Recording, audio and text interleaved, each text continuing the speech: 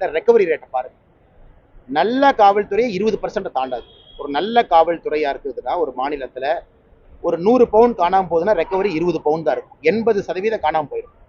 அந்த 20 பவுனை ரெக்கவர் பண்றதுக்கு தான் மனித உரிமை மீறல், மிளகா பொடியை கொண்டு போய் பிறப்புறுப்புல வைக்கிறது, சித்திரவதை, டார்ச்சர், இவ்வளவு விஷயம் நடக்குது. இன்னைக்கு என்னை பொறுத்தவரை இந்தியாவில் அரசு முடிவு செய்யணும்.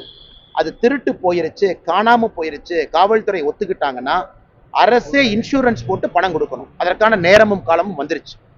இவ்வளவு பெரிய அரசுக்கு அதெல்லாம் ஒரு பெரிய விஷயம் கிடையாதுங்கண்ணா. ஒரு திருட்டு போன பிறகு காவல்துறை அதிகாரி அதாவது ஏ ரிப்போர்ட், பி ரிப்போர்ட், சி ரிப்போர்ட்டுப்பாங்க. என்னால் பிடிக்கவே முடியல, 1 வருஷம் ஆச்சு, கண்டுபிடியே முடிக்க முடியல, அந்த கேஸை க்ளோஸ்டுப்பாங்க, சி ரிப்போர்ட்னு சொல்லுவாங்க. சி ரிப்போர்ட் கொடுத்துட்டாங்கன்னா அரசு அந்த பொறுப்பை ஏற்றுக்கொண்டு எவ்வளவு தங்கம் காணாம போச்சோ, சந்தை மதிப்பு என்னவோ அதை அவங்களுக்கு அரசு ரீஇம்பர்ஸ் பண்ணணும். ஏன்னா இதுக்கான நேரம் வந்துருச்சு. அது 1980, 90 இந்தியா கிடையாது. இன்னைக்கு 2025 இந்தியாவில் இது சாத்தியம். அரசுக்கு இது பெரிய செலவெல்லாம் ஆகாது. ஆனால் 1 வருஷம் அரசு டைம் எடுத்துக்கணும். கான்ஸ்டபிள், இன்ஸ்பெக்டர் அவங்க முயற்சி பண்ணி பிடிக்கட்டும். ஏன்னா நீங்கள் ரொம்ப ப்ரெஷர் போட்டிங்கன்னா என்ன ஆகும்னா 1 வருஷத்துக்கு அப்புறமும் ஃபேக்காக 2 பேர்த்த கூட்டு வருவாங்க. 2 பேர்த்து மேலே ஃபேக் கேஸை போட்டு உள்ள அனுப்புவாங்க. ரெக்கவரியே காட்ட மாட்டாங்க. ரெக்கவரி காட்டலின்னா அது ஃபேக் கேஸ் நடத்தாங்கண்ணா. பாதி நேரத்தில் ரெக்கவரி இல்லைன்னா பேருக்காக, ப்ரெஷருக்காக கைது பண்ணிட்டாங்க.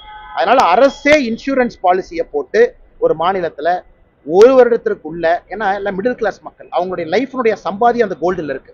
30 வருஷமா 40 வருஷமா குழந்தைகளுக்காக, திருமணத்திற்காக சம்பாதித்த கோல்டு ஒரு நைட்ல காணாம போயிடும்.